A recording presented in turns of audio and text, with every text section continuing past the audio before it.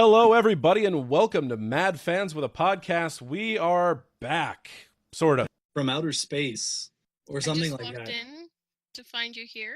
With that said, look upon your face. Oh my.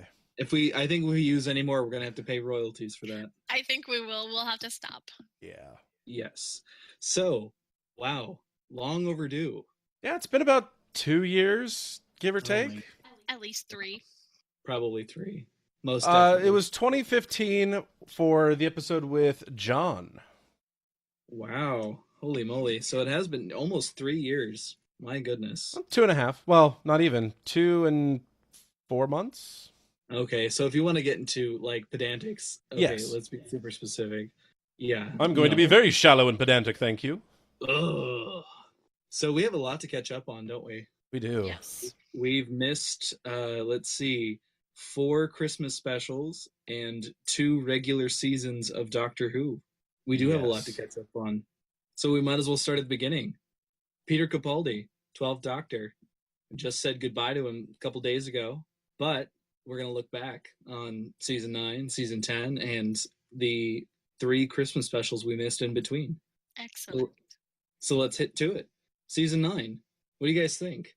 Tell me about season 9. What'd you like about season 9? Oh, season 9. Let's see. That was the one with a Ashildr, yes? Yes. So to give our listeners a lovely refresher on season 9, season 9 saw things like The Last Christmas, which was the one with Clara and the face hugger things, and the Santa Claus, Oh, yeah. Magician's Apprentice, and The Witch's Familiar, the 2-part episodes with Missy. We have Under the Lake and Before the Flood, The Girl Who Died and the Woman Who Lived with a Shielder, The Zygon Invasion and the Zygon Inversion, Sleep No More, which is, I'm going to pretend that episode doesn't exist specifically, Face the Raven, which saw the return of the Shielder, Heaven Sent and Hell Bent, which is another 2-part episode, and The Husbands of River Song. Oh, that's a lot of stuff. Yeah, It season 9 was the series of 2-part episodes. So what did you guys think? I enjoyed Series 9 quite a bit because of all of the 2-part episodes. The Magician's Apprentice and The Witch's Familiar, the Dalek episodes with Davros and Missy and Skaro. That was incredible for me to watch. Absolutely. And seeing Davros open his actual eyes was pretty freaking cool. Yes. I agree. It was pretty stinking cool. I mean, for years we've seen this character and just assumed that like this little blue orb on his forehead was his eyeballs, but it's good to see that after thousands of years his eyes are like fresh picked apples or something. Looks like they haven't even aged. No, they're not even red from being closed that long either. No. I mean, you know, I wake up in the morning, my eyes are red. This guy has his eyes closed for thousands of years. Nope. Like he's been using eye drops or something secretly on the side. You think Scarrow Daleki has and eye eye drops? I think Scarrow would have eye drops. What did you guys think of Clara in the Dalek shell? That was interesting. Kind of hearkening back to her first episode. Yes. Oh yeah. As it has been made known in many of our podcasts, I am not a huge fan of Clara. I don't think she's a very well written character. I don't think she was very well rounded when she was first introduced.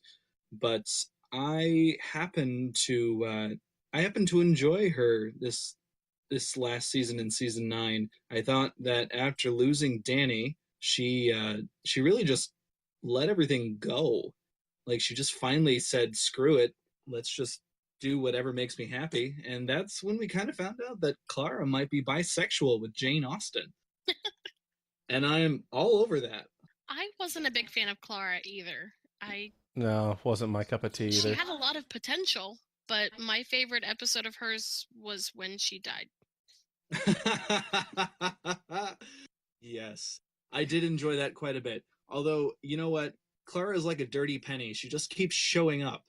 She And does, because she even showed up in this last episode. Yes, we will get to that.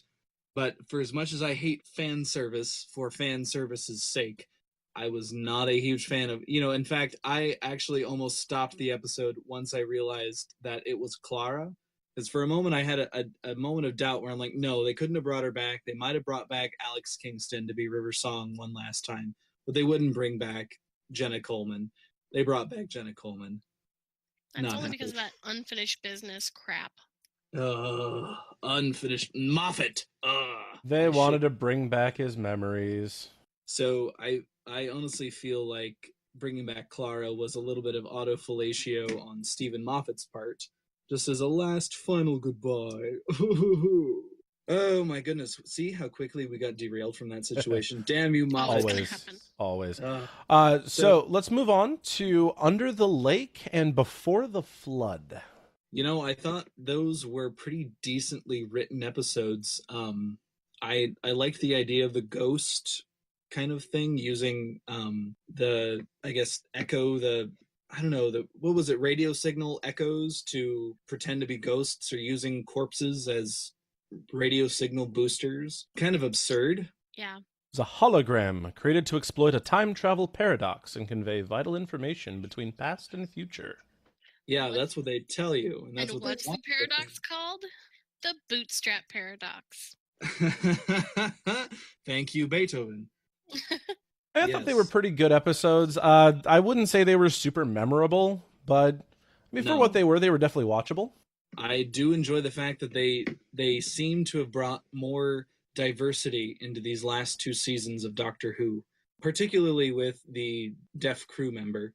I thought that was very cool and very interesting. Yes. So, moving on to, let's see here what we got next. Let's see, the girl who died and the woman who lived. A pair of Shielder. Viking episodes. What do you guys think? I mean, Shielder, kind of unusual character, turning into a character called Me. I liked a Shielder as a whole. I think she made a very good villain because she was pretty much just all about herself and was just very resentful of the Doctor for making her lose all of her family. I think her character easily is a mirror on us and kind of our need for immortality and our wants for immortality. Because, you know, obviously, I mean, people want to be immortal and live forever, but really a Shielder is there to explain to us, you know, obviously in a very subtle way, that the human memory only has a certain lifespan. And her going through all of those diaries and writing down her daily life, because she's lived so long, her memory can't hold it in anymore. She can't retain anything longer than, you know, just the present. And I think that's an incredibly interesting way to go about handling an immortal situation. And specifically showing the her having a child and experiencing the plague and losing that child to the plague, and having to lose her family, even though, you know, it was her child. Right.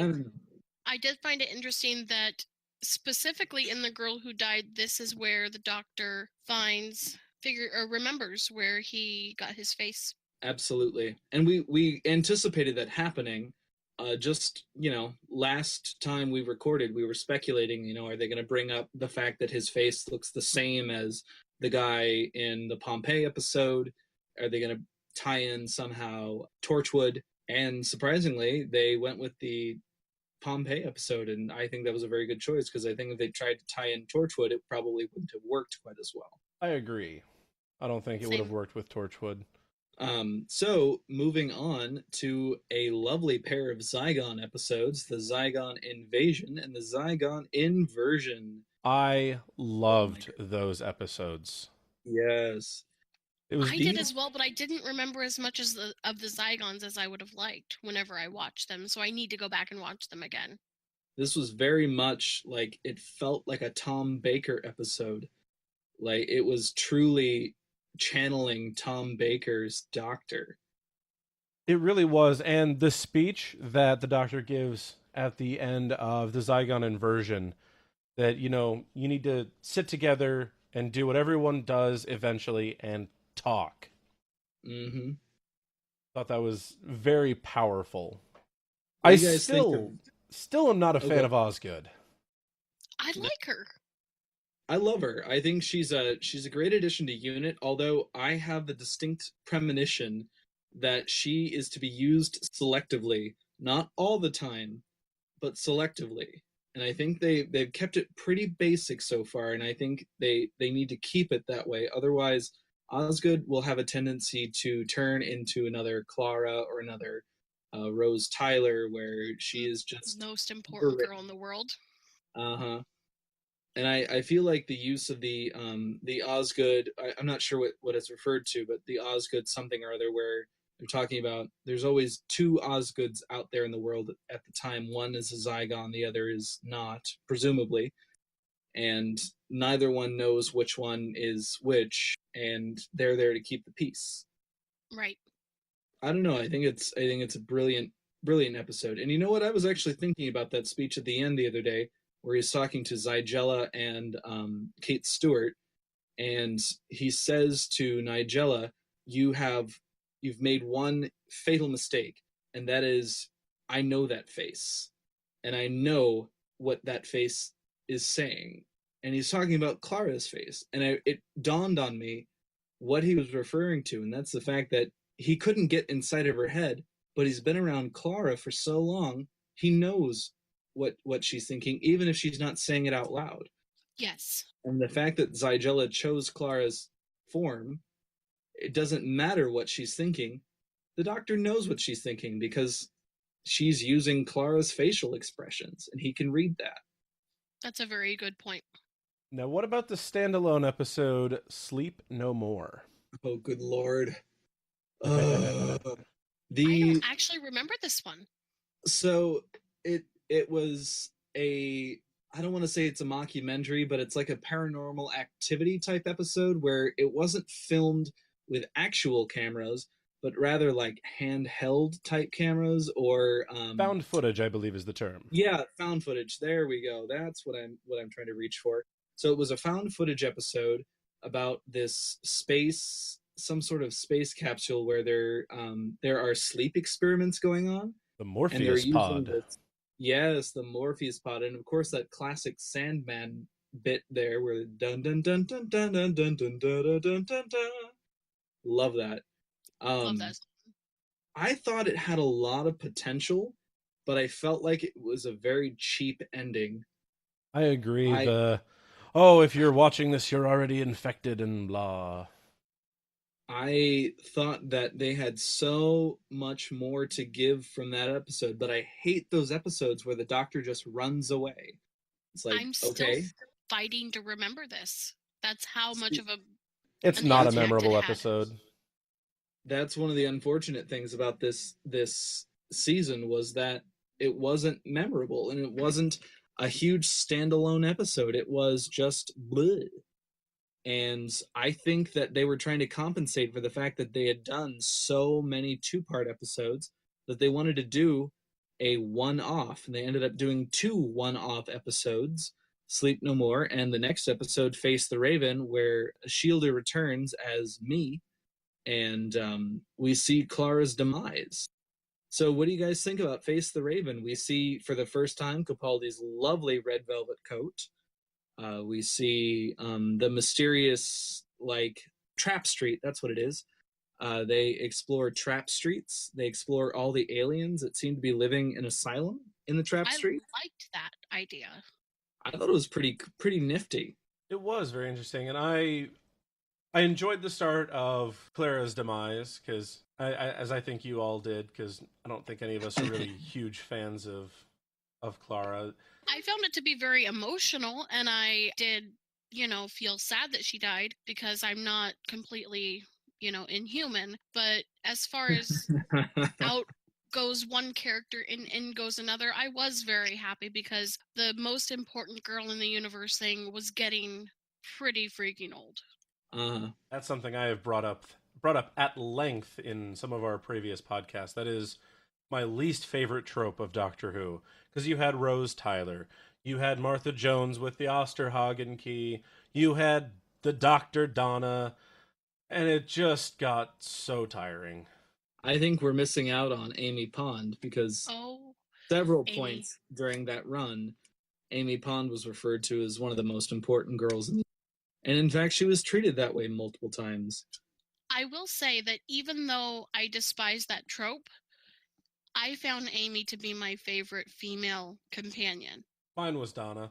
I don't know. I had the pleasure, not to rub this in anybody's face at all, but I got the pleasure of meeting Catherine Tate this past year, and I would say Donna still remains one of my favorite companions because I feel like she kept the Doctor in check, and she kept the Doctor real, and she kept him grounded. She kept him in Earth world terms, not in Gallifreyan mumbo jumbo. And I think easily right after Donna or right next to Donna is Bill Potts, who is the companion for season 10. That is true. But I did like Bill a lot. We will definitely get there. So, returning back to the Face the Raven episode, what did you guys think of the Raven? I'm not sure what they called it. I don't remember what they called it. Chronolock. There we go. So what do you guys think of the Chronolock? I thought it was very interesting, especially with the fact that you could take it from someone else. I think that made a very interesting choice because honestly, with Clara being so reckless and so just unrelentlessly doing things to try to do what the Doctor would do, she ended up realizing that the Doctor puts his own life at risk so many times, and that I think this was the first time she realized that she's human and she can't do what the Doctor does, and she can't anticipate the way that he does, because obviously he's gonna die, sure, but he can still live in the end. She put her faith in Ashildr or in May or Me at this point, thinking that she was going to remove the Chronolock. But May or Me doesn't care. She's so jaded from having everything taken away from her that she's going to do what she can she's going to do everything that she can to, get back at the Doctor. I think she had a brief bout of humanity when she realized that Clara took the Chronolock away, but it wasn't the fact that she was afraid of Clara or she was afraid of the mistake that she had made. She was afraid of the Doctor. Yes. And she knew what she had gotten herself into because the Doctor is one of the most terrifying entities in the entire universe. Sure, you don't want to piss off the Daleks or the Cybermen, but Doctor's ultimate supremo no-no, don't even think about it. Right, because even though the other entities that you mentioned, the Daleks, Cybermen, and whatnot, are terrifying, there's no one else that can beat them. Time and time again, the Doctor's always been there. So, that being said, moving on to the 2-part season finale of season 9, we have Heaven Sent and Hell Bent. Oh, Heaven Sent is my favorite episode. Yeah, that is by far one of my favorite episodes of the entire new Who. I thought it was done very well. It was a single Doctor story, and it was acted incredibly by Peter Capaldi. It really was. I had no idea what was going on until the very end, and usually I can guess some portion of it. I pride myself in being able to guess any small thing that's going to happen. Mm-hmm. This one I had no idea until the very end. This, I tell you what, that mountain of skulls is what really got me in the end. Yes. I'm looking at this mountain of skulls going, what the heck is going on? And why are all of these things, like when he dives into the pool and then he comes out of it and then he goes to the fireplace and there's already a dry red velvet jacket waiting for him and all of his other clothes, and he puts up the wet clothes next to the fire and he goes on, and then you see him die, and then he goes through all of those motions again, and then you realize, oh, wait, that was his. Yes. But he just got reborn. It goes kind of back to that bootstrap paradox, where if he hadn't shown up there and put his wet clothes there, then who would have put them there? Absolutely. And even using that, the confession disc, because Missy had the confession disc. Yes. And even like showing that in the beginning of the season, because I think I remember that confession disc being shown at the beginning of the season somewhere. We see the confession disc long before it's actually introduced. And that is very true.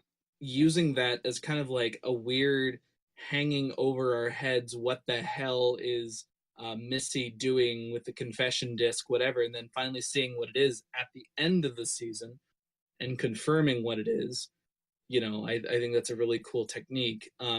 Introducing Rassilon again and introducing the War Council of Time Lords once again, I think it's a great way to circle back in on itself and keep the modern version of the Time Lords very up to date.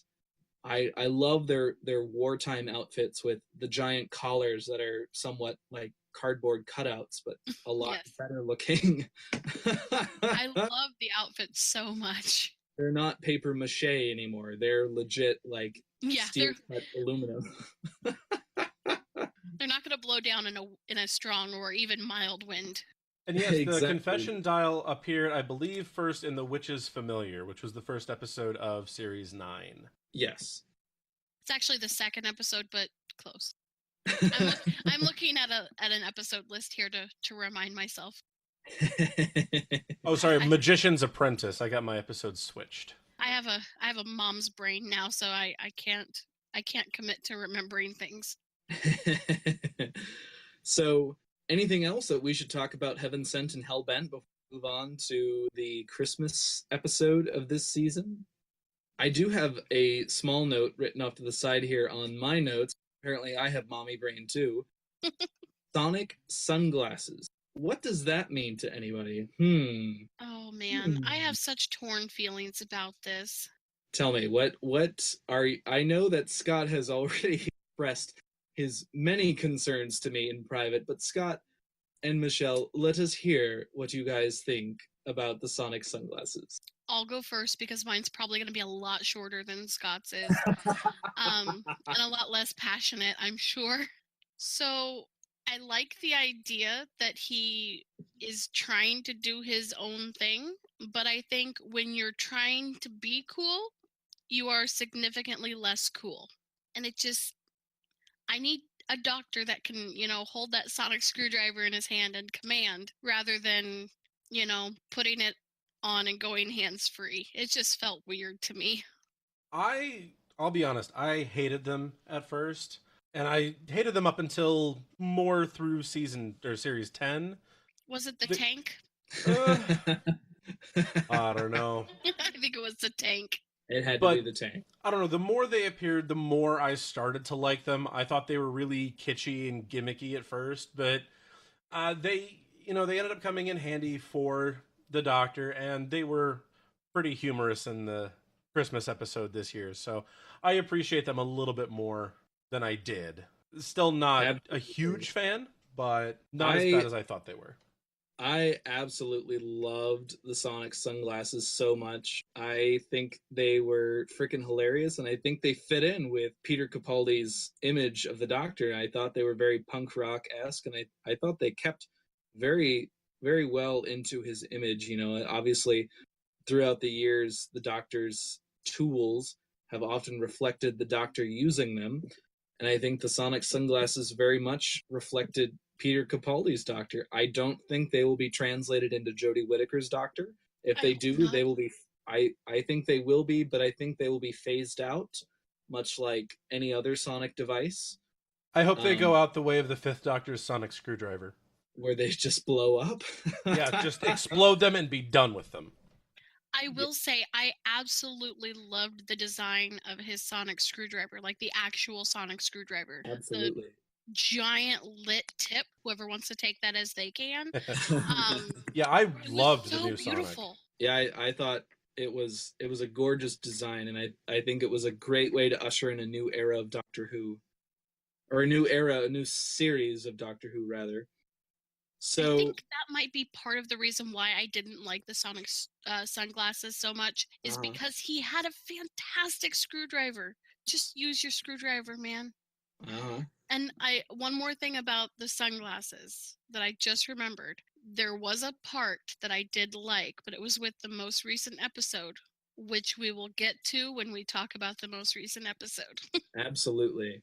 All right, so moving on to a Christmas episode, The Husbands of River Song.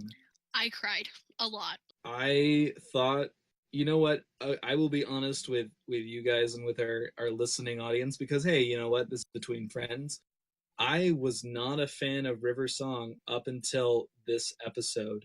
I did not like her as a character. I thought she was kind of a little bit overly sexified. I thought she was one of those Deus Ex Machina type characters where it's like, okay, literally anything she does, she can't die. It doesn't matter. What I saw from her was very, very artificial I can until see that. this episode. And when she looked over at the doctor when they were standing in the restaurant and you could see the tears in her eyes I'm as getting she goosebumps. realized, yeah, well, when she realized that she was so naive and so misguided, and she was so foolish for thinking that the doctor couldn't be this guy and that the doctor could do anything, and how could she ever let herself forget that?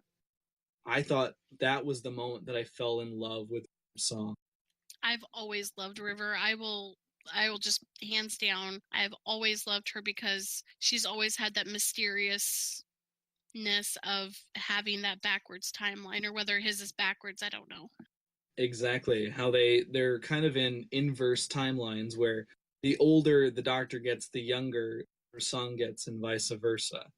Yeah. But this was kind of parallel with his timeline. I will really say that the scene where she realized that the doctor was standing next to her is probably one of the best scenes in all of Doctor Who.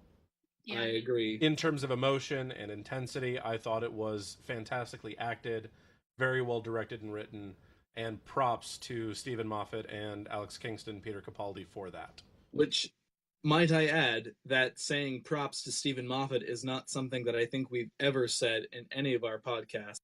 So this may be a first for us. It is definitely a first because we have harped on him a lot.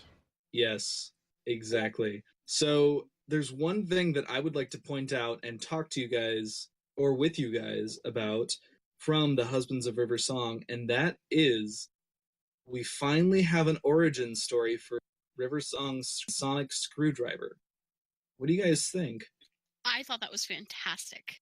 I mean, it has a red setting.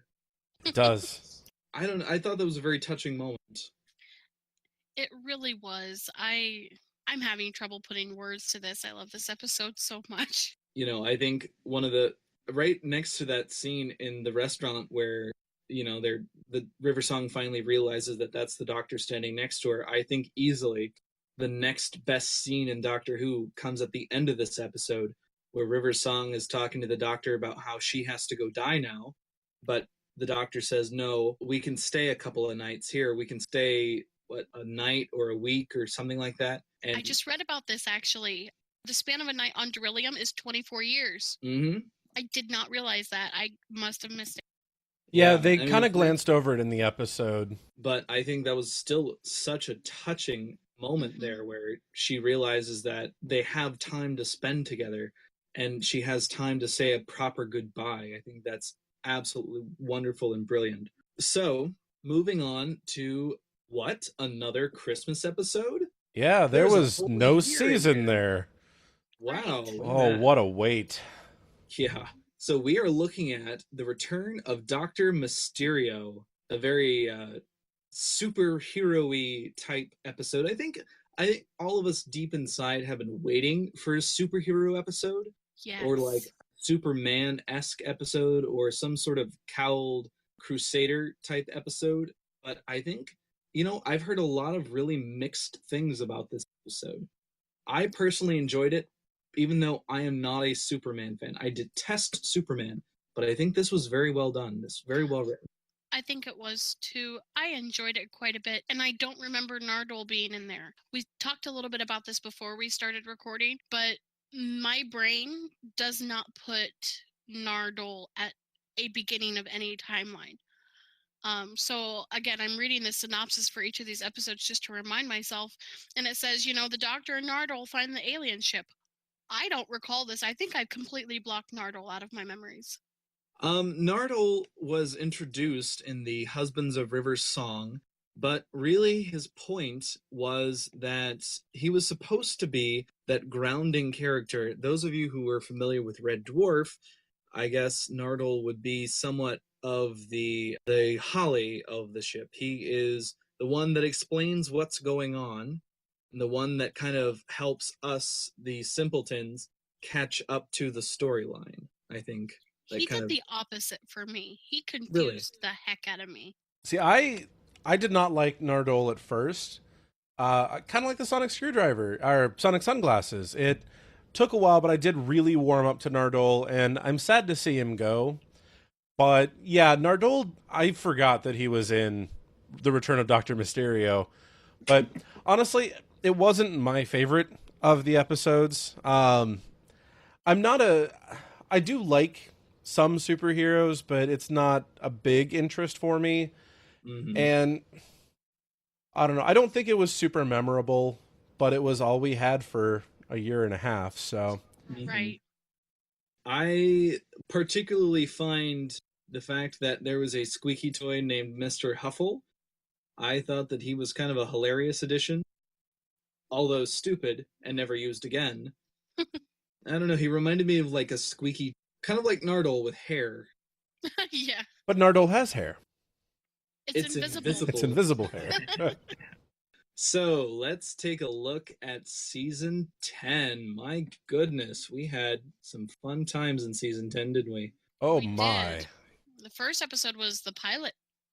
That's Yes, just literally. what it's called. So, the pilot, the introduction of our lovely lady lesbian, Bill Potts, the introduction of the Doctor as a professor, which is not the first time it has happened. When was the last? I cannot remember. So, Eighth Doctor, was it not? the seventh Doctor canonically was Or called Seventh Doctor, my bad. The fourth Doctor actually was a standing professor at Cambridge, and it was officially canonized that his position would always be vacant for the off chance that he would return. That's cool. And that was actually confirmed in Shada, which was technically the unfilmed episode, but in recent years they've actually this past year they have animated it. Shada doesn't exist, you're lying. Shut up. So, Michelle, you and I were talking about before we started recording about how we both enjoy Bill as being a gay character that is not a plot device. She wasn't gay just because she's gay. She was gay because, well, oh, sorry. She was gay just because she's gay. She wasn't gay to move a plot forward or to be funny or silly. She was just gay.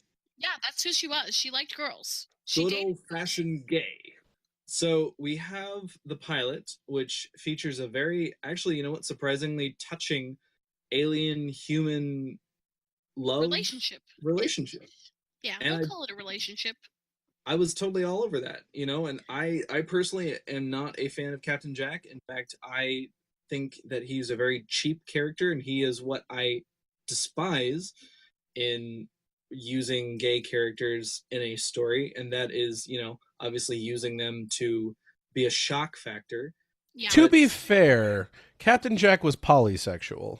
Well, I guess yes. That was still, I mean, it's still the same point of. Oh yeah, it was still a it plot to device. Have shock factor, regardless of how many species he, you know, likes to diddle. Okay. Absolutely. Well, I think one of the best moments of the pilot has to be when the Doctor and Bill go to the Dalek compound, and there are the Cleopatra-esque aliens there from the Tom Baker episode. Yes. Was that Tom Baker? I thought that was the first Doctor. No, that was definitely Tom Baker's era. It was not Genesis of the Daleks, it was the other one. Oh, shoot. No, I'm going to have trouble remembering. It was the second Tom Baker Big Dalek episode. Anyway, they were used in that episode, and I distinctly remember us having a mutual friend call them the horrible Cleopatra knockoffs. So that's kind of hilarious that they the Movellans. Yes, there we go, the Movellans. Bless those cheap Oh, yep, Cleopatra. Destiny of the Daleks. There it is. So, I think the Series 10 actually had a lot of awesome build-up for me, and it's very hard for me to find a season that hit it out of the ballpark like series 10 did. Right. I completely agree. Season 10 was one of the best start to finish seasons that Doctor Who has had in a very long time. Absolutely. I will say they had one thing that bothered me, and it's in the next episode, because this is one of those things that is really big right now, and so they just had to use it. But it looks like this wasn't even a Stephen Moffat episode. Emojis. Oh yes. The emoji bots, or the Vardies. Oh yeah, the cringe bots. Cringe bots. Actually, I thought they were used to good effect, though. I hate the emoji craze a lot, but I thought it was used very effectively and very well. It wasn't overdone. Yes, I just hated the fact that they just had to use emojis. You know, I thought it, you know, like all good sci-fi, it was a great reflection on us as a society and how like emojis can like, okay, what happens if the emojis are controlling us instead of us controlling the emojis? You know, I thought that was an absolutely brilliant, I guess, I don't know if you'd want to call it a parody, a farce, or something like that, but I thought it was a very great self-reflection on, you know, the whole emoji craze and how the emojis can kill us in the end. That's a real, you know, that makes me think of it a little bit differently. That's a really good point. See, this is what I'm here for. I'm not just here to be the token hilarious artist. I'm also here. We are all different people. We all have differing ideas and opinions, but they're not static. They're not static opinions. We can be swayed. Absolutely. So, moving on to Thin Ice, I actually thought this was a really well done episode, and I think one of my favorite parts about this entire episode has to be the fact that they kept Bill Potts' race in as an integral part of the storyline. The fact that she was black was written in as, I mean, obviously it didn't center around her being black, but the fact that they kept Victorian England very realistic instead of a whitewashed fantasy. Yes. Like, I, you know, not to get on my soapbox here by any means. Oh no, take the stand. That's been one of my biggest issues so far with most modern sci-fi, and that's the fact that it's so freaking whitewashed. I mean, you know, Gene Roddenberry didn't write the cosmos to be filled with white guys and white dudes looking for a easy lay on the Orion galaxy. No.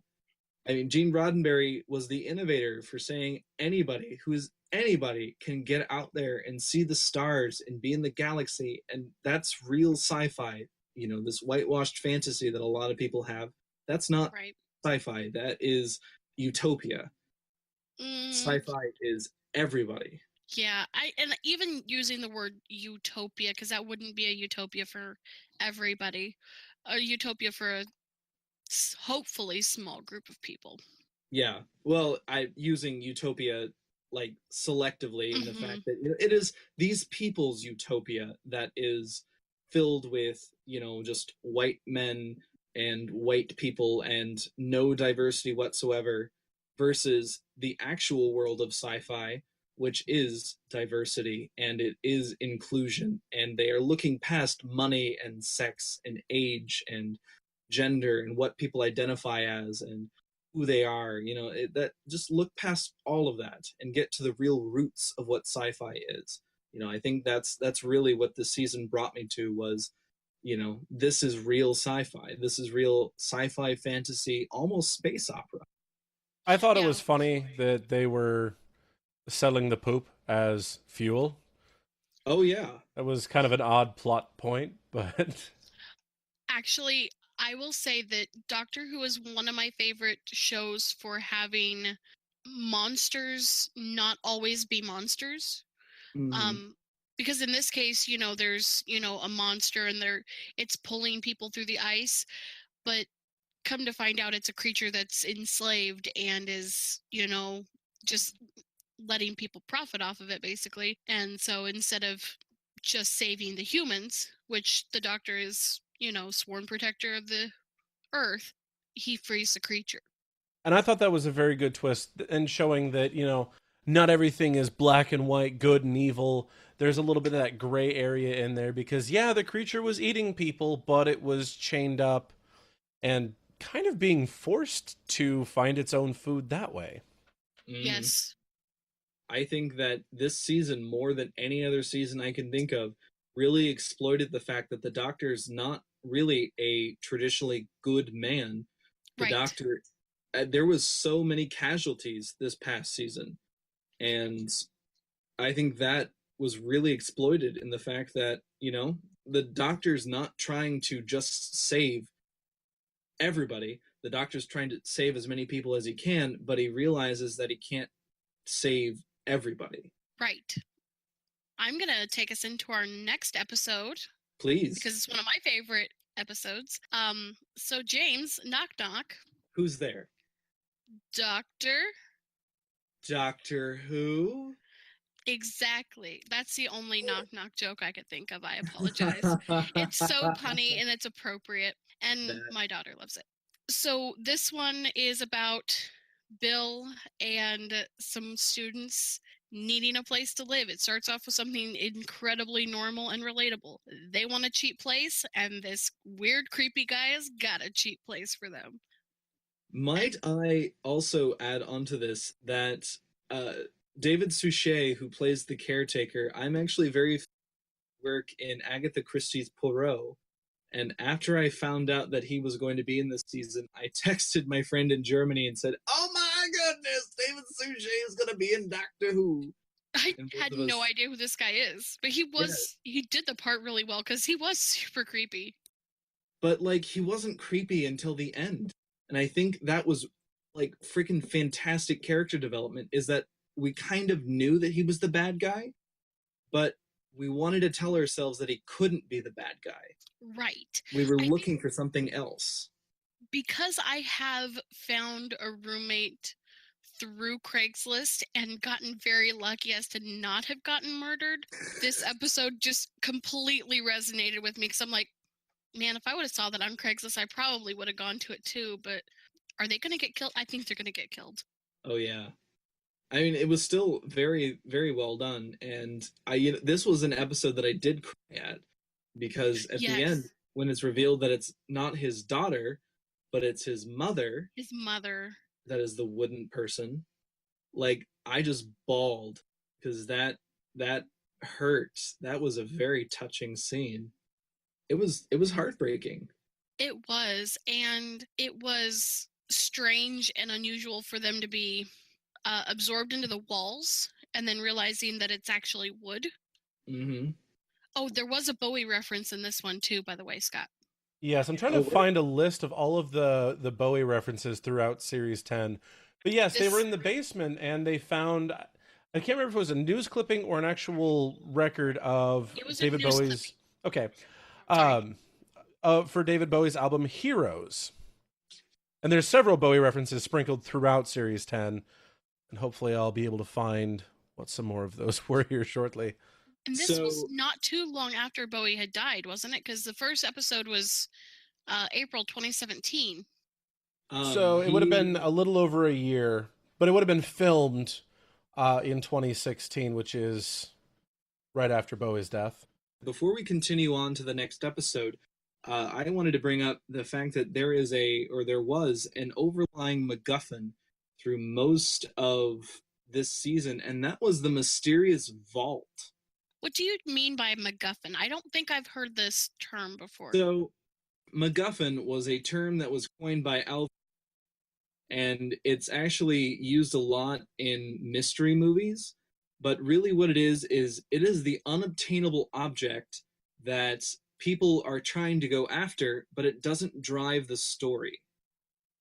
So, for example, if you guys are familiar with Avatar, the unobtainium would be the MacGuffin. So the thing that they're trying to get after is this giant load of precious metal that is beneath the sacred tree.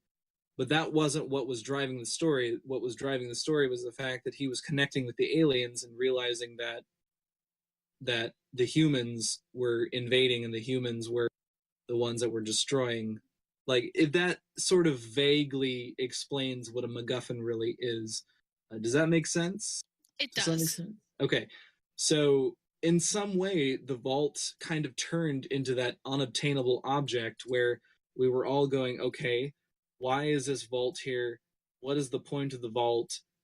What is driving the Doctor to stay and protect the vault? You know, it was mentioned mostly at the beginning and the ends of some episodes, but it really wasn't revealed until at least I think it was the 3-part episode of the monks, the 3-part monk episode. Really, that's when the vault opened.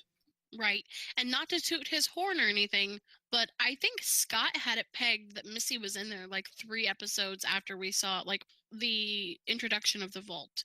I'm fairly positive it was him that was like, nope, Yeah, that's where I Missy is. totally called that. You know, I think I realized Missy was in there when there was a moment when the Doctor was talking to the vault or whatever was inside of the vault, and he was asking for help, and someone was playing a piano inside the vault. And he asked whomever it was for help, and they played like a sad, mournful tune. And then he said, yeah, well, young kids will probably die. And then they're played a happy, chipper, like whatever tune. And like, okay, that's probably Missy. I mean, she would never miss out on the death of young people ever. Ever. Ever. Young, old, doesn't really matter. So, what were your guys' thoughts on the use of the vault? Like, do you think it was a effective enough storyline, effective enough object used in this season? I think it was. I think that it definitely kept my interest. And even though Scott had thought that he had it pegged 3 episodes in, it still gave me enough doubt that, you know, maybe it wasn't Missy. That makes sense. So another Bowie reference, I want to go back a couple of episodes here in Smile with the emoji bots. The Doctor says, "I'm happy, hope you're happy too," which is a line from David Bowie's Ashes to Ashes. Scott was up on all of these Bowie references. Yeah, I was catching him left and right. Where's Waldo? For those of you who don't know, I am a massive David Bowie fan, and... Are you really? I had no idea. Yes. We had to ban it in the house for a little while because he was playing Bowie so much.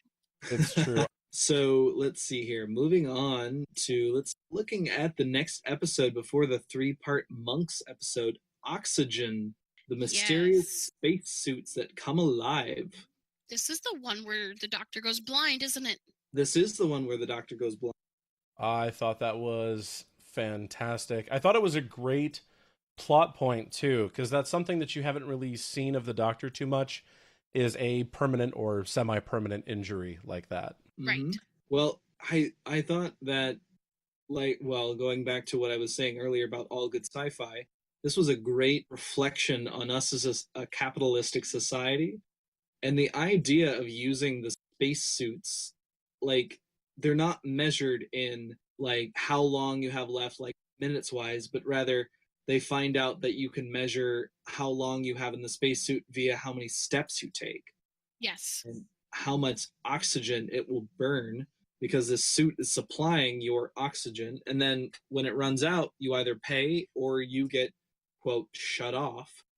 I think the order was, if I'm reading it correctly, to deactivate organic components, which sounds all fancy until you realize that, you know, they're killing you. But they don't really kill you. They shut you off. But really, I mean, they can restart you.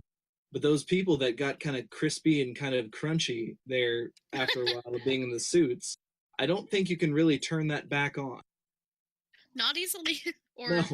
Without some sort of terror involved. Or lots of Febreze, because they probably smell. Yeah. Gonna need some industrial strength Febreze for those guys. Is there that much decomposition, though, in space with no oxygen? Well, I mean, it looked like some of them were getting pretty rotted up. But I think some of them had taken off their helmets, didn't they? Well, there was that force field that's generated as a helmet. Right. And so, like, if you're thinking about it, these are like they are exposed, unprotected bodies that are going out into the vacuum of space. And for any of you space nerds out there, will probably know what that means. But instantly, without your helmet on, the water in your skin starts to bubble and boil, and basically every ounce of moisture you have in your body instantly boils to the surface and freezes, but also evaporates at the same time. So really, I mean, they're goners. Any of those bodies that went out into space without the helmet on, they're all dead. Yeah. And it's not likely they're coming back, because that's, I mean, within the vacuum of space, that's not pleasant. And I doubt those suits were protecting the bodies regardless. They were just using the bodies as a way to get around. Do you remember how he basically saves the day, which I thought was fantastic? I do recall, actually. He contacts the, I guess, or somehow makes contact with the computer that is running all of the suits, and he explains to them that people who are alive will make them a lot more money than people who are being held hostage. It's because he wired the survivors' life signs to the station, so that if they die, it explodes. Oh yeah, that's right. And doesn't it? He convinces the suits at one point in time of the company that they'll make a lot of money either way, right? Yep. So yeah, I'd forgotten about that. I'd forgotten about the fact he rigged the station to blow. I thought that was fantastic. Oh, it's classic Doctor. He gave them a choice. He didn't take away their choice and their free will, but he did say, you know what? Choice A seems to be a whole lot better for you than it is, than choice B. So, I mean, you could choose what you want, but this is going to cost you more. Absolutely. So, now on to an amazing astonishment in my, I guess, whole surprise of the Doctor Who universe, a 3-part Doctor Who episode. That's the closest we will get to old school story arcs. Absolutely. Sadly. So I have this theory that I've been hanging to about the 3-part episode that I would like to share with both of you. Ooh. And it is something that I read online, which unfortunately did not turn out to be true, but there was a theory that the monks were actually the Cybermen. And the reasoning that was brought about here was that when the Cybermen were first introduced, or when they were first being designed in concept, they were being designed as aliens that could disguise themselves as something else, and could only reveal themselves at the point of, between either each other or when they're getting ready to attack or something like that. And so there was a long-running theory that the monks were the Cybermen because it was established at the end of the first episode that Bill and the Doctor were inside of a computer simulation. That's interesting. And so they thought, okay, the Cybermen, it has to be the Cybermen, thinking that this was leading up to the finale, which had already been revealed that the Mondosian Cybermen were going to be a part of. That's a really good point. I didn't see that theory at all. Scott? No, I didn't see anything on that theory either. And granted, we were busy doing a lot of wedding planning, so I didn't have time to look into the nooks and crannies of the Doctor Who fandom, but it was getting down to the wire at that point. So what did you guys think about the idea of the Doctor going blind? I thought it was very interesting because, like you guys mentioned earlier, that hasn't really happened. He hasn't sustained anything like that. But at which point did he regain his sight and start pretending? Didn't that happen? There was a moment where the Doctor pulled out, it looked like actually a Time Lord Walkman, but really the technology was that he was borrowing time from one of his future incarnations in order to regain his eyesight temporarily. And he had mentioned that one of his future incarnations will be suffering the aftermath of him borrowing from their time. So we can now expect that one of the future Doctors will be either temporarily or permanently disabled to some extent. Oh man, timey-wimey, wibbly-wobbly. Yeah. Yeah, well, the Doctor should have been the Valeyard by now as well, so who knows if that'll actually happen. Well, I'm very happy that you brought up the Valeyard, because the Valeyard was brought up in Twice Upon a Time, which I thought Yes. was actually pretty cool that they're acknowledging finally the Colin Baker era. Finally. 20 years later. Finally. He's the most interesting doctor I've ever met. I've also only met one doctor. I'm right there with you. I'm telling you, he was a cantankerous old man, and I loved him. Yes. He was absolutely wonderful. I also had the pleasure. I tell you what, I would give anything to go back and meet him again, because he was absolutely wonderful.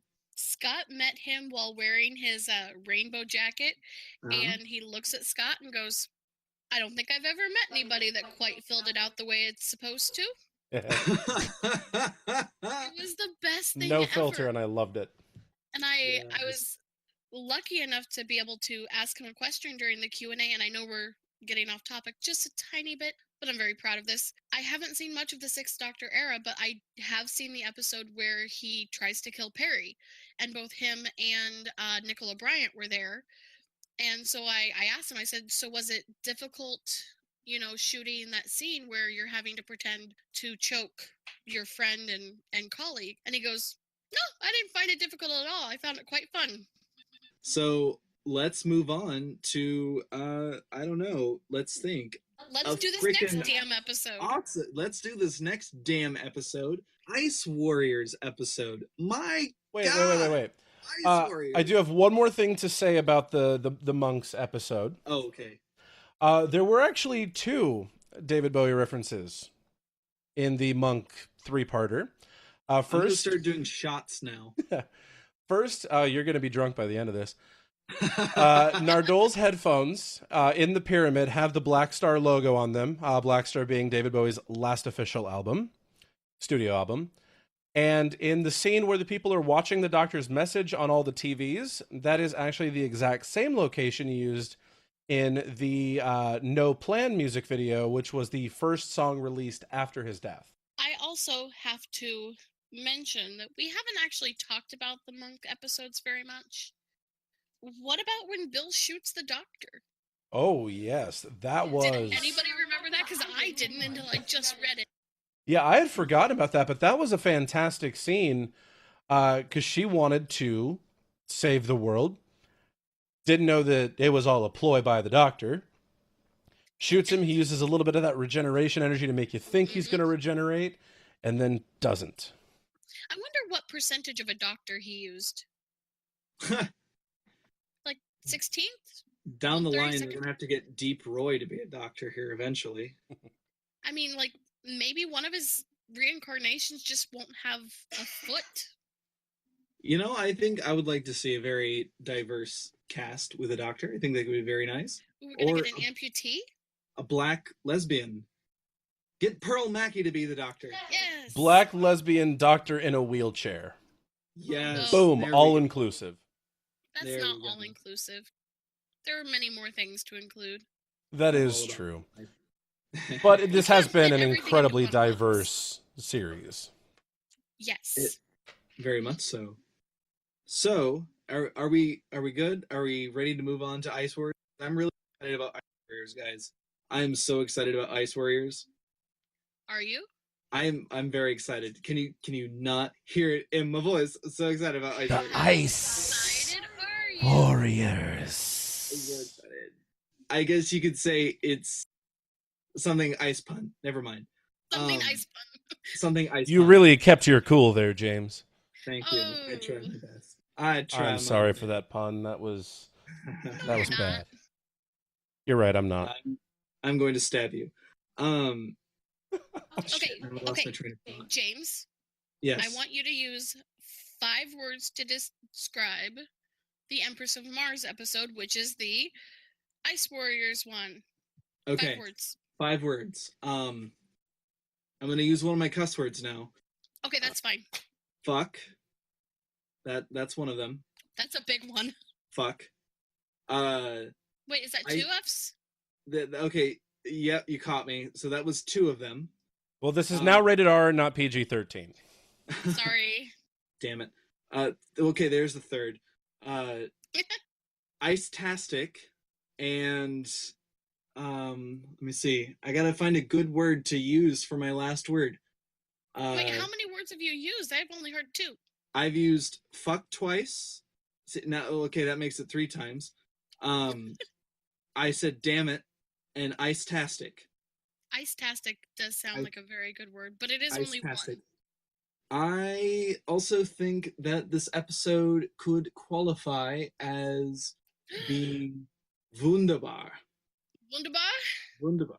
Going full German now. Full Full German. German.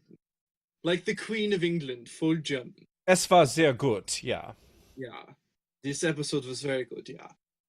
You know what, I love the Ice Warriors. You know, I'm a classic Doctor Who fan. I love the Daleks. I love the Cybermen. I love the classic staples. But I tell you what, I think the Ice Warriors, hands down, are some of the best written aliens I think that Doctor Who has ever had. I've never seen a bad Ice Warriors episode. I think they're always very well thought out. What about Cold War? I'm going to pretend it doesn't exist. I'm gonna say there are some great names in this episode too. There's Araxa. There's Captain Catchlove, which is my favorite because I'm a 12-year-old girl at heart. That's the Ice Warrior that makes friends with the English soldiers, right? Yes, I think so. And then there's also Godsaker. That's a fantastic name. They're very crunchy words. Yes. Like ice. Yes. See, I was thinking like crunchy, like Aztec, like ancient warrior type words. But yes, like ice. Yes, exactly that. Now, something that we missed in the last episode, the last episode of the Monk trilogy, that was the first time we saw that Missy was in the vault. Oh, yes. And she actually expresses some remorse at people that she's murdered. Because in this episode, we finally see Missy out of the vault at the very end. Yes, and she's driving the TARDIS. Which terrifies and excites everybody. I mean, even though I'm sitting down, I am giving her a standing ovation. She's one of my favorite characters. I shouldn't relate to her as much as I do. But you do. We all do. I think we're all a little bit of Missy at heart. At least I am. I feel like I am. Now, help me out here, James. Why were the British Army on Mars? Because they saw, NASA found the words "God Save the Queen" buried under the ice cap. But in 1881, why were soldiers from Victoria, Britain there? I think, and now I may be mixing up my stories a little bit, but if my memory serves me correctly, I believe these soldiers had found the Ice Warrior ship because they were, I believe it was an expedition to one of the polar caps, and they found the Ice Warrior ship, and they claimed it in the name of Queen Victoria. And when they went into the ship, the autopilot started and flew the ship to Mars. Did you notice who Queen Victoria looked like in that episode? In the portrait? Did it look like Jenna Coleman? No, it was Pauline Collins who played Queen Victoria in Tooth and Claw. Oh, that's tasty. It's a little bit of a throwback there.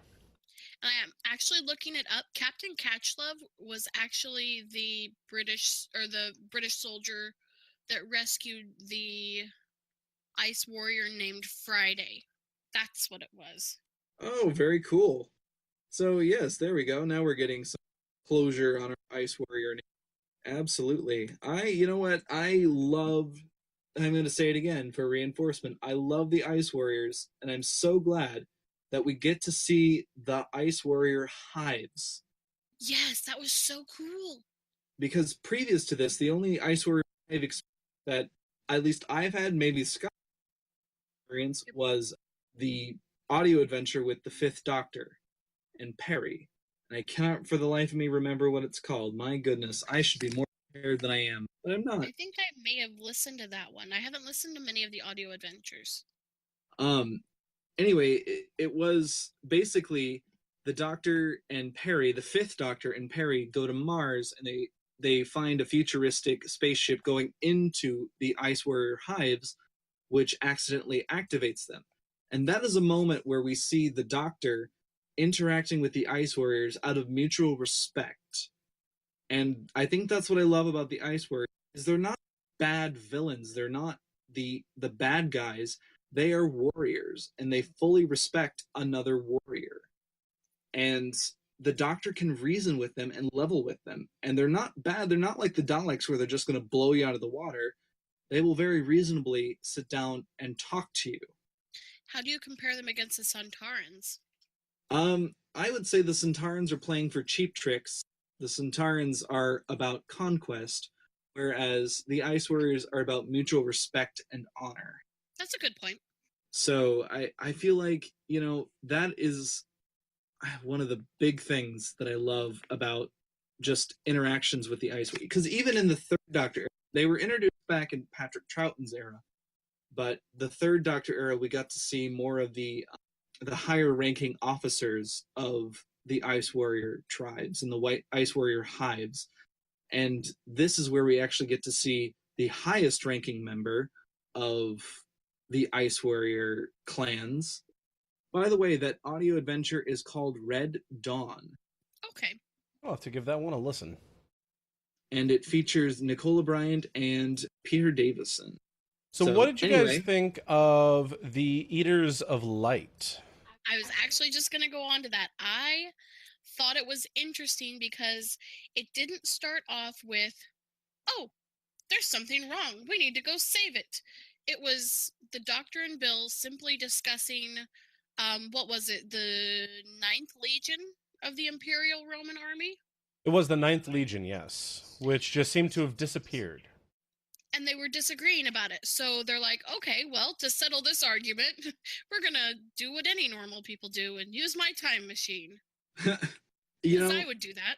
I think this is a great way to make a roundabout to some of our beginning conversations about using gay characters as plot devices. I loved, even though it was only a passing moment, where Bill and the 9th Legion are sitting in the cave, and he's subtly flirting with her, and she gets the point, and she kind of, tells him, well, I'm not really into men, I'm into women. And the guy's like, oh, okay, that's fine. And she's like, wait, what? Like, what just happened? He's like, yeah, that's fine. Like, I mean, Bill over here, he likes men. I'm bisexual. He likes men. That was good. Women, but we still like him. It's like, wait, what? Did they because really? You don't expect it back in 2nd century. Well, but the thing is, I mean, in ancient Roman times and Greek times, that was pretty much the norm. This was in Scotland. Well, yeah, but it was with the Romans. That's true. That's true.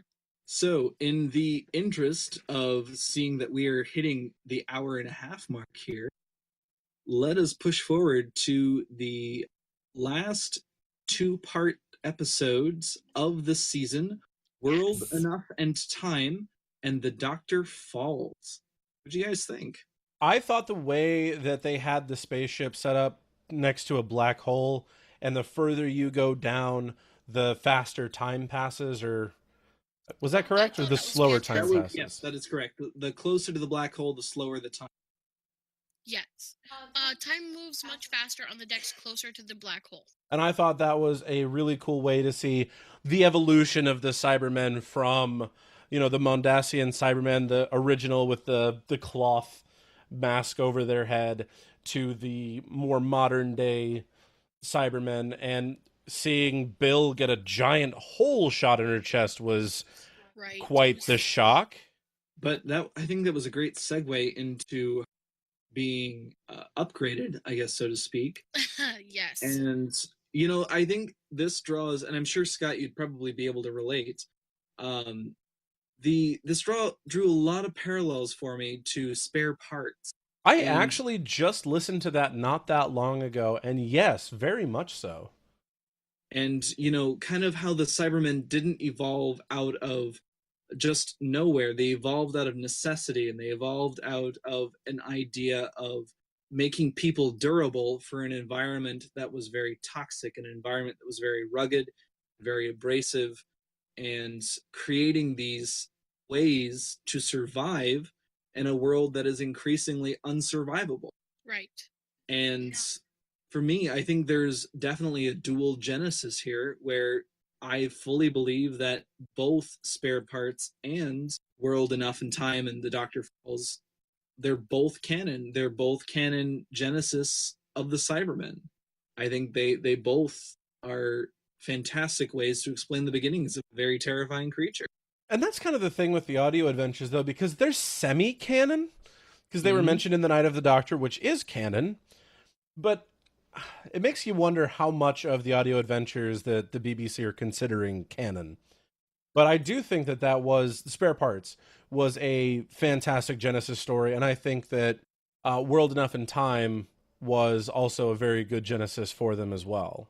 Michelle, what do you think? I mean, you've had experience with the Cybermen. What do you think about this Genesis story? Does it kind of satisfy any questions, or does it leave you with more questions? It does leave me with more questions, but it might be that mom brain coming out that completely forgot. Something that I can respect with our good old friend Razor, who ends up being the Master. Did he know that Bill was a companion of the Doctor and he played a super long game, or did the opportunity just arise that this person, who she's very apparent, not from that time, not from that ship, shows up and he takes her under his wing and makes her the first of the new Cybermen. I think that is a very valid point. I have a feeling that the Master generally keeps tabs on where the Doctor is and who the Doctor's with most of the time. I want to think that he was playing a super long game. Absolutely. The longest of games, and just wanted to make that moment sweeter when he revealed that the Doctor's friend and compatriot is now one that he goes against. And I think these 2 episodes, they actually did something that almost 54 years of Doctor Who has never done. And that is established a timeline for the Master. And that has confirmed that Missy is the next regeneration after John Simm's Master. Yes. And I mean, for the past 54 years, we've never had any solid confirmation on what reincarnation of the Master we're looking at. We just thought, okay, it's the Master, he's got a new face. Where does he fit on the timeline? We don't know. Nobody knows. Just like, he could be anywhere, since River has a completely different timeline than the Doctor, so could the Master. Mm-hmm. And these 2 episodes also do another thing for me, and that is the Doctor can now officially experience villains or his arch enemies in an order that is not linear, like to his own timeline. Because for the past 50 years, we've just seen the Doctor fighting alongside the Cybermen and the Daleks and the Centaurans, but they are progressing through time parallel to each other.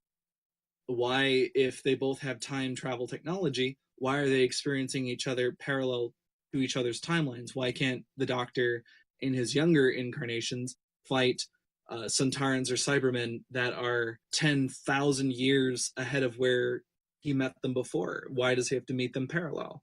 Right. Because it's easier to record it that way. Yeah. But now we have... And we're looking at that long game. Well, aside from, Genesis the Daleks, which was the very beginning of the Daleks, this was the first time that anything like this has ever happened since that moment. Speaking of things that you don't see very often in Doctor Who, if we go all the way back up to the episode The Pilot, where Bill's love interest, Heather, is gone, taken by aliens and then turned into something different. At the end of The Doctor Falls, we see Heather again, and she basically saves Bill and turns her into whatever the hell she is. Which is never explained. No, it's not. Which, I don't know, and on top of the fact that they actually used in this season, like, they brought the Pope into this season for some reason, which I thought was freaking hilarious. Like, just seeing the Pope putter around, it's like, wait, what? They legitimately brought the Pope into this? Okay. Was it the actual Pope? No. It okay. was, yeah. But I mean, we have a pope right now that is super cool who would probably be on Doctor Who if asked. I could see that easily. And, I legitimately thought that it was Pope Francis for a moment, but it was a very good impersonator. Can we call him Millennial Pope? Millennial Pope. I would very much like that. So we have Millennial Pope in the 3-part Monk episode. So now we come to the final transition of our podcast. Yes, we're getting back to the Genesis. Yes. No, we haven't talked about the Doctor's death yet. No, we haven't. Oh, this is right. We have not. So Missy betrays herself, by the way. Well, it doesn't really surprise me, but I love the fact that we see a redemption in the Master, but we are quickly pulled back into the fact that the Master's not good. The Master's not supposed to be good. And that was a good reminder. Had some humanity.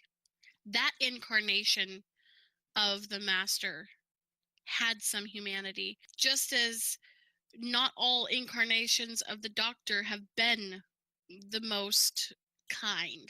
Because you have the War Doctor who destroyed, planets in vengeance. Absolutely. And, does this mean that Missy will not be returning? Does this mean that Michelle Gomez is officially retiring from? Or does this mean we will have more of Missy to see in the future? I have an inkling that she's not coming back, but it's not like a Clara type thing. Like, if I see Missy again, I'm going to be thrilled because she's one of my top 3 actors, characters in Doctor Who. I just hate to see her go. She was such a fun evil to watch. Oh, yes. And what I think that Missy really deserves, what I think Gomez really deserves, is an on-screen regeneration. Yes! I agree. Have there been any on-screen Master regenerations? There kind of. In Tom Baker's era, there was kind of an on-screen regeneration, but that was the Master absorbing another body. So that wasn't really a regeneration. Yeah. But I think that Michelle Gomez regenerating in front of Jodie Whittaker or with Jodie Whittaker present, I think that would give good solidarity to where the Master lies. And, I think that would quickly establish a very intimate relationship between the Master and the new Doctor. So do you think we're going to get another male Master with the female Doctor, with the whole yin and yang of things? I am all about the black lesbian in a wheelchair Master. Yes. Wait, can we get Samuel L. Jackson for that? Oh my goodness, yes. Because then Samuel L. Jackson. Trans as well. The doctor, does he look like a bitch? What does he? I've had it with these motherfucking Daleks on this motherfucking TARDIS. So he's turning into Bill Cosby now, never mind. No, we don't want that. I mean, that is pretty evil, but... Yes. The worst of all the evil. We need Samuel L. Jackson as a trans, lesbian, deaf amputee in a wheelchair. Is that where we're going? Have I done too many?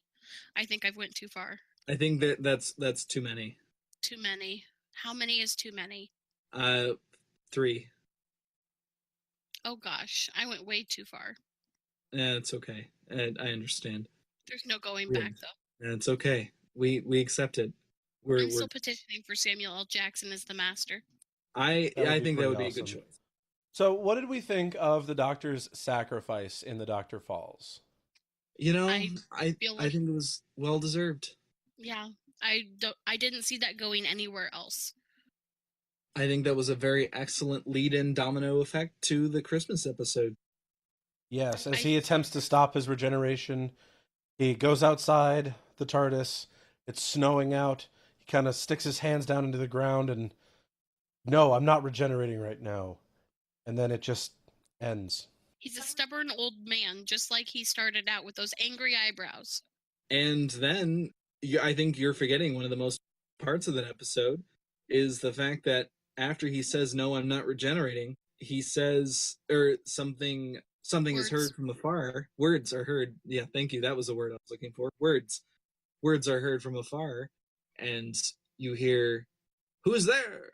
Oh, it's David Bradley as the first Doctor?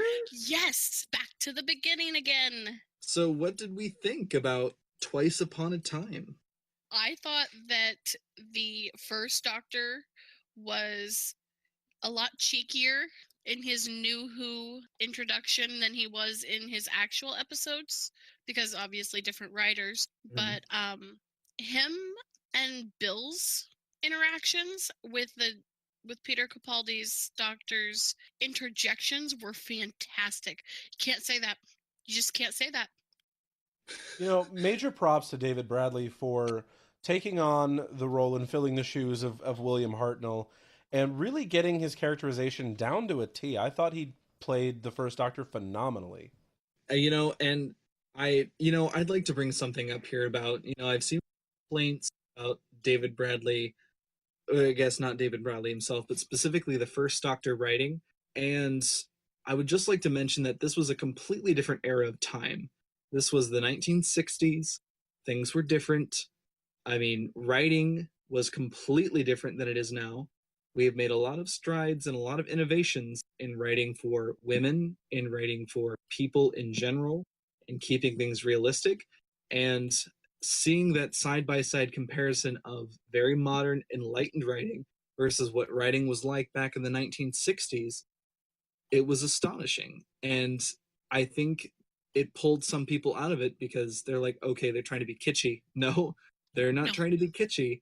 They're legitimately writing the first Doctor as he was. They're legitimately writing the 12th Doctor as he is now. And it's that moment of, okay, if you could go back and meet yourself from 10 years ago, what would you say to yourself? You'd probably slap yourself. And this Yes. was exactly that moment. It was glorious. That's the word that I keep thinking of. It was glorious.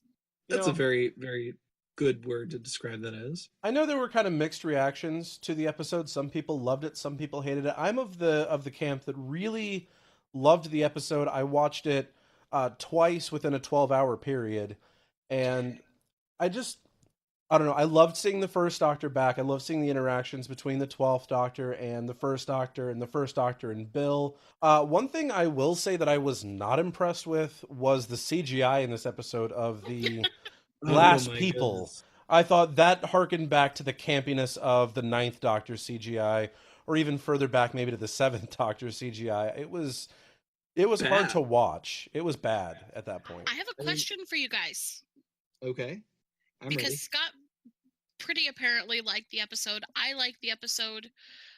We haven't gotten to James's quite yet, but do you think that fans are more likely to enjoy it if they also enjoy the classic Who and they, know some of the, features of the first Doctor, or if they're just new Whovians and they've only seen the new episodes, they've only experienced that they're not going to quite get as much out of it as some of the other people who really enjoy the classic Who? I don't know, Scott, you want to take this one? I think that it was a great all-around episode for both new Who fans and classic Who fans.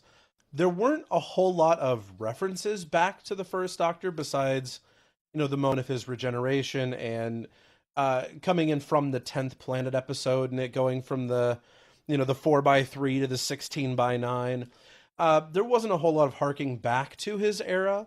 So I think overall it would be a good episode for new Whovians to get a little bit of a taste of the classic series without being overindulged in it.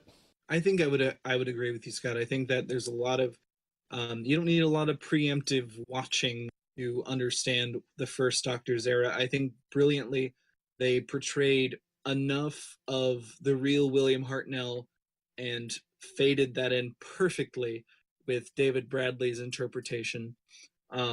I think there's a lot of really great transitions. I think people might be a little bit confused about who Ben and Polly are and where they fit into the situation. Right. The fact that somehow Ben got a lot taller than the Doctor and a lot taller than Polly when really he was shorter than the two of them.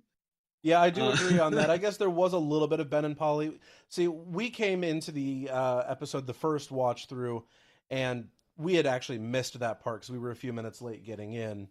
And so that didn't really stick in my head, and I was very tired when I watched it the second time. But Yeah, there was a little bit of Ben and Polly there, and I guess he did mention Polly as tidying up the TARDIS a couple of times. Yes. He did mention when Bill comes in something about how it's about time because, that way she can, get to cleaning, which could have been taken two very different ways. One in a very chauvinistic way, the women do the cleaning, and a very racial way because of that time as well. I completely this whole testimonial idea, I think that it was good in theory but bad in practice. I think that's really all I can say to that measure, because we didn't see enough of them or know enough about them to really form a solid opinion, I guess. Really, in the end, I think that Mark Gatiss's character of the great great uncle of Lethbridge Stewart is the true shining gem or of this episode. I think, you know what, when I first saw him, that was immediately what I thought is, he's the Brigadier. Why is he the Brigadier? And for the longest time, that's what I kept telling myself, was every time I'd see him on screen, why is he the Brigadier? Or did they bring him back? Why did they bring him back? And it was a then, perfect reveal. It really was. And I think that the fact that they revealed that he was, in a way, the Brigadier, but he was obviously a distant relative, I think that's brilliant. I think that ties it in very, very neatly. And I think it's a very subliminal way for the future Doctors to latch on to Alistair Gordon Lethbridge Stewart. And his name was Archibald Hamish Lethbridge Stewart, Mark Gatiss's character. I liked in this episode how the first Doctor seems like he's senile. I like a lot of the moments where it seems like the first Doctor is almost going senile, where at first he's like, wait, you're me, but I'm supposed to get younger, aren't I? And then for the rest of the episode, he treats the 12th Doctor like a child. Like whenever they mention the alcohol, have you gotten into this? I think you've gotten into this. Well, and what's funny is, not funny, but the William Hartnell, the guy that played the first Doctor, actually had hardening of the arteries in the brain, and so he was actually getting very senile towards the end of his run as the first Doctor. And I think some of that was added in because that was part of his character. They couldn't do do-overs back in the first couple of seasons of Doctor Who because they were on such a shoestring budget with such time constraints that a lot of those things were left in, and they've kind of become known as Billy Fluffs. Oh gosh, I feel so bad now. I forgot all about that. It's just part of the charm of the first Doctor. His senility? Yes. Yes. Now, if you can look past the hard, crusty exterior, the first Doctor was actually a very charming Doctor, and actually very loving and caring and compassionate. But a lot of people tend to hit the unearthly child and like, I don't want to watch this. He's a grumpy old man. Bear through it, because really, he becomes a very heartwarming character, a very touching character, and a very loving and caring person. And I think that we get to see those parallels with Peter Capaldi's Doctor and William Hartnell's Doctor, or I guess it would be David Bradley as the first Doctor. And I think that's one of the more brilliant parts of this episode, is that we get to skip past all the mean grumpiness of the first Doctor, and we get to see the loving and caring attitude, the courage that he expresses when he's choosing whether or not he wants to regenerate for the first time, or whether the Doctor wants to regenerate for the last time. I thought that was a cool little addition too, saying that he was afraid of regeneration. It kind of really gave him that more, I say down to earth, even though he's an alien, but that more relatable human attribute that, we're all in a way afraid of our own death, and regeneration is basically a death. It's very tragic, but I think that's what made one of the brilliant things about this episode just even more brilliant, is discussing change and realizing that change is not always fun, wanted, but it has to happen. Yes, and actually you can see the change throughout the entire episode with the contrast of the first Doctor and the 12th Doctor because of how they both treat Bill. And we mentioned this just a little bit before we started recording, but I can't get over the fact that, Bill calls the 12th Doctor an arse, and then the first Doctor comes out and threatens her with a smacked bottom if he hears language like that again. And then 12 is like, let's just forget this ever happened. This did not happen. So you can see how differently they really treat the companions as well. Mm-hmm. Easily. And, I think that you can see that dynamic between Bill and the Doctor in that moment, because I think that she was actually egging him on because she knew that he was super embarrassed and she wanted to exploit that. I mean, in a fun way, of course. And I love that line that, let's just not talk about this and forget this. Is like, I want to talk about this for hours. For hours.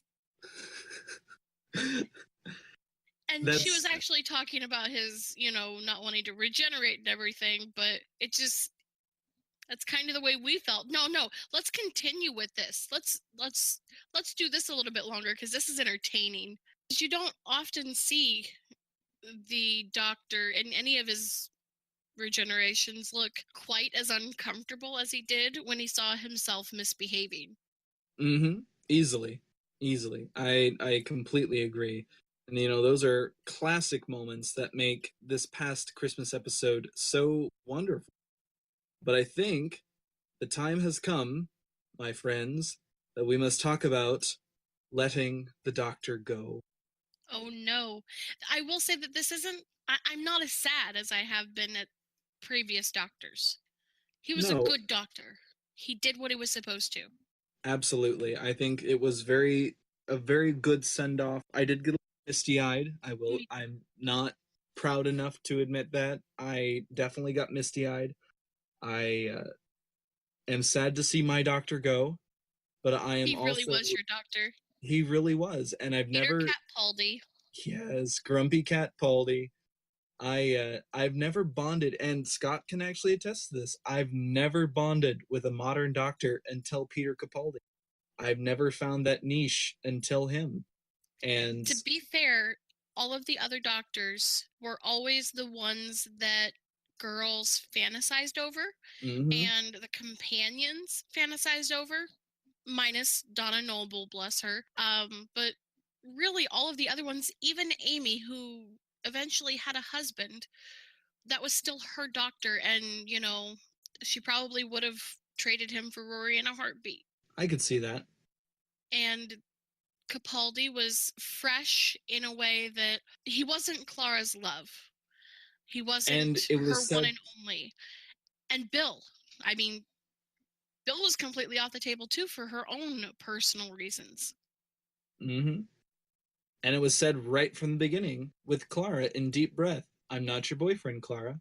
Nice. Yeah, I forgot all about that. Right from the beginning. I don't think I'm a hugging person. Yep. And he put that barrier between him and her pretty much immediately, and I think that's why she had such a problem connecting with him as the Doctor than she did with Matt Smith.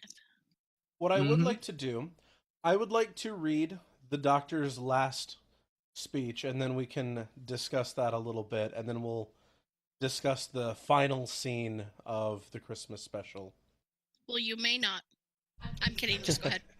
So, the Doctor's final speech. Oh, there it is, silly old universe. The more I save it, the more it needs saving. It's a treadmill. And there's the TARDIS noise, the vorp vorp. Vorp vorp. Yes, I know they'll get it all wrong without me. Vorp vorp. Well, I suppose one more lifetime won't kill anyone.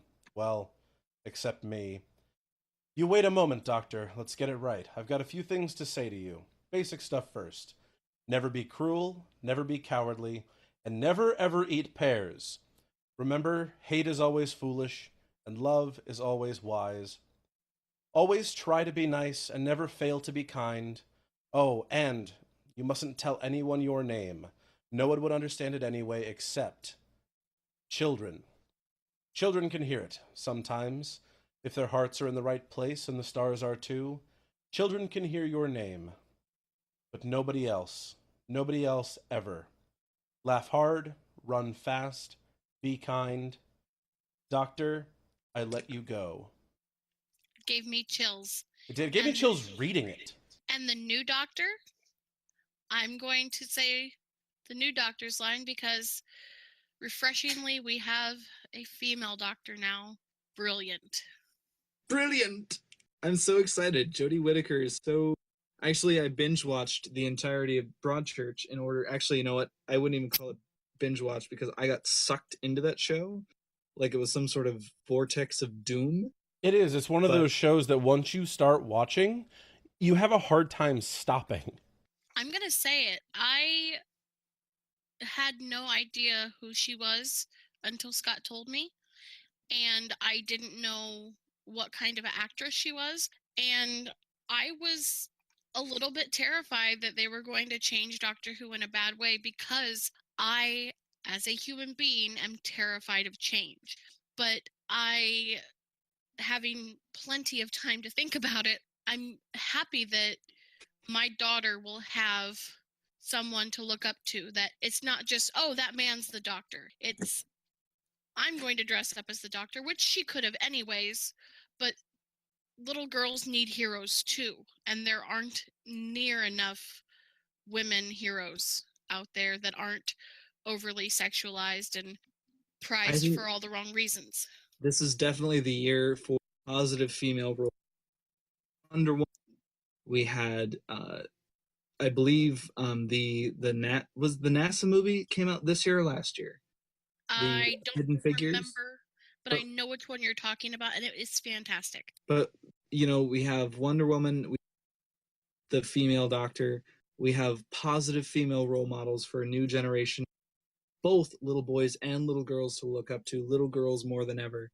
But, you know, I could just brush all of these stupid jockey fanboys off into the wind that say that Jodie Whittaker is going to bring nothing but doom and gloom to Doctor Who. I think that is completely asinine because she embodies the Doctor, and just the few short seconds that we got of her in that role, that taste. Yes. I want more. I want more of the Doctor, and she just instantly fit in. And there was no question about it. For those of you listening to this, if you haven't seen Jodie Whittaker in anything, please, I beg you, watch Broadchurch. She is a phenomenal actress, and I think that the show is going to be in very good hands with not only her as the Doctor, but Chris Chibnall taking over as the showrunner. He did a phenomenal job with Broadchurch. It's one of the greatest shows I've watched in the last several years, and it kept me enthralled throughout. Now, what did we think of the Doctor's last speech? I thought it was very appropriate, and then the pears thing, that cracks me up. That brings me back to Matt Smith's beginning when he's like, nope, I can't remember what food it was, but he's like, nope, I don't like this. I just found that out. Apples. That's right. Bacon. Bacon's evil. I believe Peter Capaldi did mention at least one other time in the season that he doesn't like pears, that pears are evil. Yes. What did you think of the children line, that children can hear his name sometimes? I think that easily reflects, like, okay, I'm going to say for me, you know, Doctor Who has pulled me out of a great many dark holes in my life. You know, it's been a salvation to me far many times that I really want to even recount out loud. And for me, that meant so much to me, because he's not just acknowledging that, you know, the Doctor's this fictional entity. He is acknowledging that the Doctor's the hero that we need, and the Doctor's the hero that he always will be, and she always will be. And I think it's a subtle reminder that in the end, he really was a good man. Yeah. And he knows what he's doing. I have something to interject. I found something out about the pears, because I just looked it up. Apparently, this has several different references, not only to Tennant's Doctor, when he transformed into the human named John Smith. In a deleted scene, the Doctor told Martha to never let me eat pears because he just hated them. And then Right. in the 2-part episode, the Doctor did eat a pear, which was a sign that he was not himself. Also, in Hellbent, season 9 episode, he told Clara to never eat pears, and this was right before he lost all of his memories of Clara. So there And we go. then So we Pears also is have the main one goal. more, actually. I apologize. In one of the Doctor Who books called Human Nature. Oh, And- okay. Yeah, the 7th Human Doctor story that was then turned into a 10th Doctor episode. And that's actually going back to that when he, I forget the name of the device, the little pocket watch that he put himself into when he lost his Right. memories and became human. Anyway, yeah, something like that. Mhm. I don't remember the name of it. Yeah, it was a 2-parter, Human Nature and Family of Blood. But we do have about 5 minutes to wrap up here. Let's do like a quick fire best worst memory of Capaldi's era. Scott, go. Oh boy. Okay, so my best Peter Capaldi moment. Oh, that's a hard one because there were so many. I think the entirety of Heaven Sent would be my best Peter Capaldi moment. I thought his acting in that was phenomenal. It was an episode with pretty much just him, and it was enthralling, and I've seen it several times. Worst Peter Capaldi moment, I think, was probably the first time he put on those Sonic sunglasses. All right, Michelle. This is definitely difficult because I'm torn between also Heaven Sent and then his entire interaction with Ashildr. I'm probably going to have to go with Heaven Sent as well because it's literally just him trying to fight with himself. And then the worst, I'm sorry, I'm going to get hate from this and I don't care. The worst was when he arrived in on that tank. It was cool, but it didn't feel like the Doctor. Again, it felt being cool just to be cool, so it made you less cool. Makes sense. Okay, I guess that means it's my turn now, right? It is your turn. Okay. Best moment, everything. Least favorite moment, nothing. No, okay, That's very a cheap. cop out. That is a cop That's out. a cop out. Okay. Favorite moment would have to be okay. Gotta make me actually think now. Let's see here. Let's do least favorite moment, anything with Clara. I especially don't like the last scene with Face the Raven when he's babbling to Clara. I do not like that scene. I do not like his interactions with Clara. You can tell that they hate each other. Both Capaldi and Jenna Coleman did not like each other. It was just not good for me. That whole serious interaction between the two of them, not well written, and it did not have the dynamic that they were trying to write for it. I think favorite scene or favorite moment, favorite bit of Capaldi's era, hands down, has to be the return of Dr. Mysterio when he is specifically talking to the boy through him growing up and talking to the little boy about being different and the fact that this little boy has a alien gemstone in him that is making him fly, and the Doctor has to come and talk him down and say, hey, so we all get these normal emotions, but you have to learn to control them by yourself. You have to be the one to make sure that you don't fly off the handle because nobody can know that you're different. And just seeing that heart-to-heart moment with this grumpy old alien and this little boy who's struggling to be normal is just brilliant to me. I think that would be it. I think those are two good moments. So, okay, well, there we go. That is probably a wrap on That is I think so. almost definitely going to wrap it up. 3 years of mad fans with a podcast of not being around, but here we go. All right, James, we'll see you in another 3 years. Yeah, sounds good. And hey, message to all you listeners out there. If you enjoyed this podcast and you want to hear more from us, message us. Let us know. We miss you guys. We miss our fans, but we can't do it without you guys. So if you want to hear more, let us know. We're here. We're all ears. If you're listening on Podcast Garden, find us on Facebook, Mad Fans with a Podcast. If you're listening here on YouTube, then just leave a comment down below. Let us know what you think. And yeah, it's been a long time, but I'm glad to have this wonderful Christmas episode to share with all of you and our thoughts on the past couple of seasons. And I hope you guys enjoyed it. Thank you so much for joining us on this journey. When did we start Mad Fans with a Podcast? It's been We started a long time Technically, ago. I started today. This is Michelle's first episode. This is my debut. Hi, my name's Michelle, and I am Scott's now wife. When Mad Fans with a Podcast started, I did not know Scott at all. Which is completely absurd to think of that. But I know. No, not in a bad way, but like that we've been doing Mad Fans with a Podcast for this long, that, you know, you guys have met and are married, and that Mad Fans preceded that marriage. And Doctor Who was part of us meeting. There we go. Doctor Who brings lives together, and Doctor Who brings friends together. And I can certainly say, without Doctor Who, Scott nor Michelle and I would be friends more than likely. Probably just see each other at conventions and awkwardly wave. Yeah, we would have never met each that. other through, you know, without Doctor Who.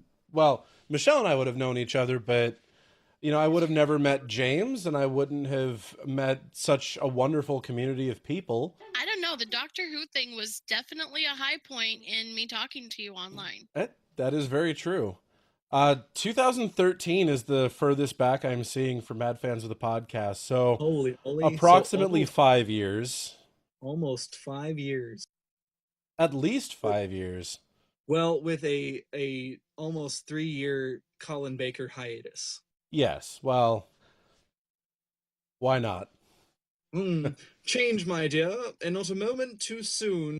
There you go. Guys, That's my best Colin Baker. Thank you so much for listening. You all have a wonderful, wonderful year. I cannot wait for Jodie Whittaker's first season to see what all's coming with that. But and we'll be back. Maybe we'll do another one after the first episode to bring in There we go. We very well may be back. Call it a deal. Let's put the show on trial. Order. All right. All right, guys. Have a good evening, or whenever you're listening to this, have a good day. We will see you sometime in the future. Mad Fans with a Podcast. Here we are. Well, I just figured we could do a little bit of Carol Channing and just wing it. Welcome to Mad Fans with a Podcast. With a podcast. Oh, that's probably going to go in the blooper reel at the end. Lesbians. All right, I got to do it too. Lesbians. Good. Try lesbian. So James, knock. Who's there? Sorry. Here we go. Okay. Do we want to try that again? Yeah, try me again. Yes, try it again. I can't remember. Oh, I wish I could remember that. Apparently, they erased it from our memories too. Yeah, some sort of Men in Black shit there. Oh, is that the first swear of the podcast? You know what? Golly gosh. Was it the actual Pope? Well, we're all allowed to be different, Michelle. Gosh. Oh. I've had it with these motherfucking Daleks on this motherfucking TARDIS.